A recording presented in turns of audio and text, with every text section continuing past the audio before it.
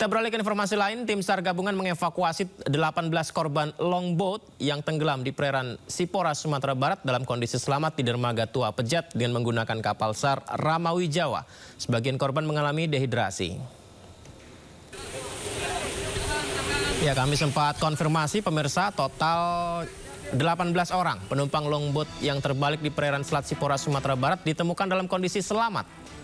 7 orang ditemukan di Dusun Mapinang Utara dan dievakuasi tim SAR ke dermaga Pusapat. Kemudian 10 orang lainnya ditemukan di Dusun Guluk-Guluk dan juga telah dievakuasi tim SAR KW dermaga Pusapat. Seluruh korban selamat, alhamdulillah, dari dermaga Pusapat ke dermaga Tua Pejat dan berhasil dibawa kapal SAR Pamawijaya 240 untuk mendapatkan perawatan medis lebih lanjut.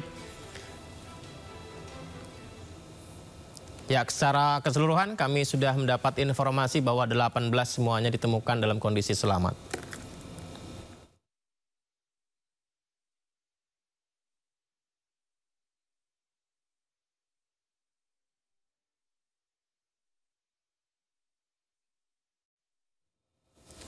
Seorang korban selamat kapal cepat di Mentawai menyampaikan kondisi penumpang saat melapor ke petugas. Sejumlah penumpang sempat bertahan di atas kapal saat kecelakaan terjadi. Pak, kami tunggu Pak, segera ke lokasi aja Pak. Ya, antara Sipora dengan Sikakak. Ya, jadi ini adalah situasi saat warga melapor kepada petugas. Ini adalah warga yang selamat. Dirinya di atas kapal, posisi melaporkan pada saat kapal tersebut kecelakaan di antara Pulau Sipora dan Pulau Sikakap. Jadi penumpang selamat sekaligus operator kapal ini menyatakan bahwa kapal belum sepenuhnya tenggelam meskipun mengalami kerusakan.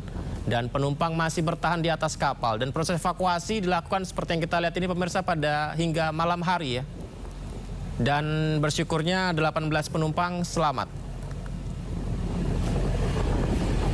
Sekitar 10 orang Pak, 8 atau 10 nggak ingat sekali. Iya, udah terbalik apanya Pak? Sampannya terbalik, tapi belum sampannya hanyut sampai ke dalam laut. Masih bisa mereka ke apa di atas sampan. Jadi kalau bisa langsung saja ke apa Pak, ke lokasi.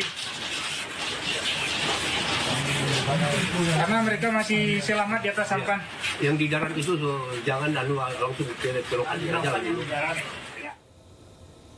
Memang cuaca sedang buruk pemirsa, terutama di laut ya. Waspada cuaca buruk, diterjang ombak tinggi, perahu nelayan yang membawa belasan pemancing tenggelam di perairan Pasuruan, Jawa Timur.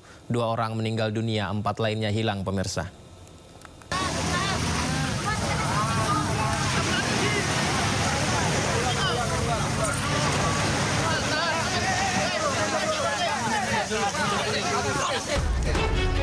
Sebuah perahu nelayan yang membawa 18 orang pemancing tenggelam usai diterjang ombak tinggi di perairan Pasuruan, Jawa Timur. Akibat kejadian ini 2 orang meninggal dunia, 11 lainnya selamat, sementara 4 lainnya hilang. Perahu bernama Samudra yang mengangkut 18 pemancing asal Malang, Jawa Timur diterjang ombak tinggi sebanyak 3 kali hingga terbalik. Tim gabungan dari Polri, TNI, BPBD, dan Basarnas yang tiba di lokasi langsung menyisir tempat kejadian melakukan pencarian terhadap 4 orang yang hilang. Memang ada beberapa keterangan yang korban hilang akibat dari perahu Samudra yang kemarin dipakai untuk memancing dan terkena ombak di kecamatan di Lekok ini. Nah, 1 orang ini telah ditemukan, insya Allah atas namanya Winarso, karena tadi dari keterangan keluarga atau kerabat terdekat menyampaikan sudah melihat bahwa yang mayat tersebut adalah Winarso. Keluarga korban dan warga mendatangi pantai di Desa Wates, Kecamatan Lekok, Pasuruan, Jawa Timur, usai terjadi kecelakaan laut. Hingga kini proses pencarian masih dilakukan, sementara 3 korban selamat masih dirawat di RSUD Grati, Kabupaten Pasuruan. Dari Pasuruan, Jawa Timur, Jaka Samudra Anyus melaporkan. Kondisi gelombang laut tinggi di perairan Indonesia menurut prediksi BMKG masih akan berlangsung dalam beberapa hari ke depan. Masyarakat dihimbau waspada jika menggunakan transportasi laut atau berwisata di pantai. Dan kami hadirkan cuplikan perbincangan Lukman Hanafi dengan Kepala Badan Meteorologi, Klimatologi, dan Geofisika Dwi Korita Karnawati dalam program One on One. bicara liburan. Betul. Liburan itu kan tidak hanya berwisata di darat, ya, di pegunungan gitu. Tidak hanya di situ. Kalau di pegunungan kan nanti potensi longsor, di dataran banjir. Betul. Tapi juga banyak yang senang atau gemar berwisata di pantai. Oke. Nah, diving, berarti ya? Berarti harus ada cek perakiraan cuaca, kondisi gelombang. Oke. Nah, ini silakan bisa ditayangkan itu di mana? Inawisnya di tengah. Ini juga bisa diprediksi kondisi gelombangnya di sini nih. Nanti akan muncul di sini. Silakan. Nah, ini wilayah bisa muncul ya. Saya tunjuk aja. Boleh. Ini Pulau Jawa ya, Pulau Sumatera, ini Nusa Tenggara Barat Timur ya. Kita tahu Kalimantan, ya Sulawesi ya. Nah, ini Samudra Hindia. Mohon diperhatikan pantai-pantai Samudra Hindia, mulai dari bagian selatan Sumatera, menerus sampai selatan Jawa. Ya. Ibu mau pakai ini? Ya. Boleh gitu. Nah, lumayan. Ini selatan Bali nih. Bali kan banyak yang suka diving, juga selancar itu surfing. Ini warnanya orange. Nah, orange ini berarti menunjukkan tinggi gelombang 2,5 sampai 3 meter. Jadi kita bisa ngukur nih. Saya nggak bisa berenang. Kalau saya nggak berani 2,5 sampai 3 meter. Nah, itu tinggi gelombangnya bisa terbaca ini terutama di Samudra Hindia. Namun semakin ke timur tinggi gelombangnya semakin turun. Setelah melakukan inspeksi pasukan pada peringatan Bastille Day, Presiden Emmanuel Macron menyalami Prabowo Subianto di Tribun Kehormatan. Presiden Prabowo menjadi pemimpin negara pertama yang disalami oleh Macron.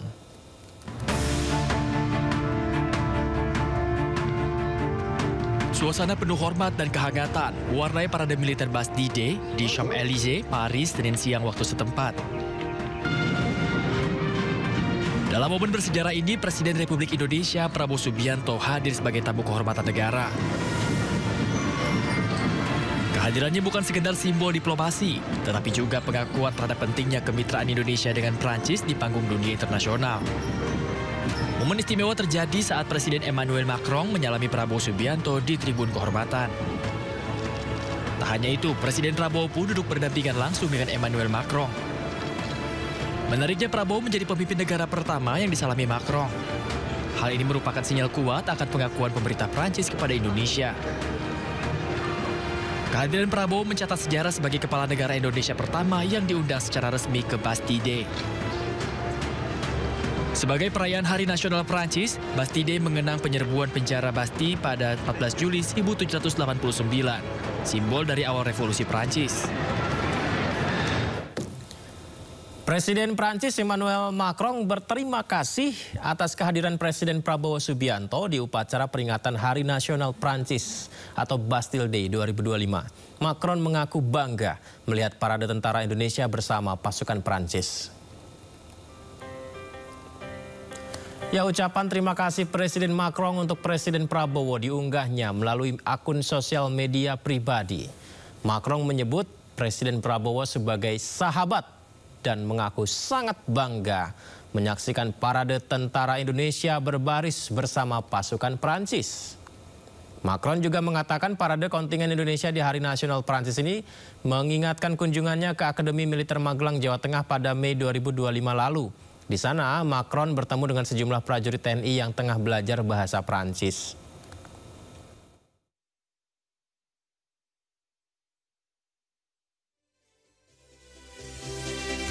Presiden ke-7 RI Joko Widodo menuding ada agenda politik besar di balik isu ijazah palsu. Dialognya kami hadirkan usai jeda, tetaplah di Sindo Prime.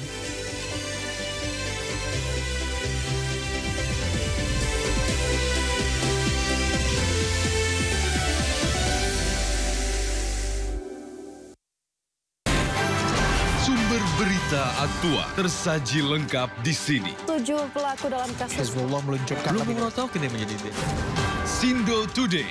Satres narkoba. Hujan deras disertai mobil rombongan wartawan. The Prime Show.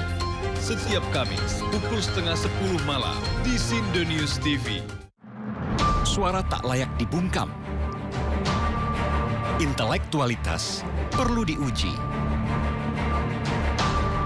Integritas butuh konsistensi demi demokrasi yang hakiki. Suarakan kejujuran demi keadilan menuju kebenaran. Saya Aiman Wicaksono, saatnya rakyat bersuara. Di Sindonews TV.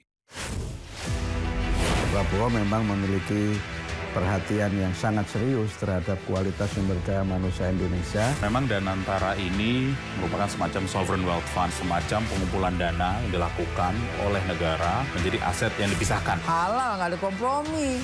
Nggak bisa, kompromi halal tuh nggak bisa. Wah, cuma 1%, babinya halal, nggak bisa. Jangan lewatkan One on One, jam 9:30 malam di Sindonews TV. Menguak kasus hukum dan politik di Indonesia. Berencana menerapkan program wajib militer bagi anak-anak bermasalah, terutama mengedepankan objektivitas dan juga fakta yang ilmiah. Saat proses pemusnahan amunisi kadaluarsa di Garut, Jawa Barat. Membahas setiap cerita dari banyak sudut pandang. Ayah saya sendiri ya, terkena tembakan di dalam kurungan. Inside Story, setiap Sabtu, jam 7 malam di Sindonews TV.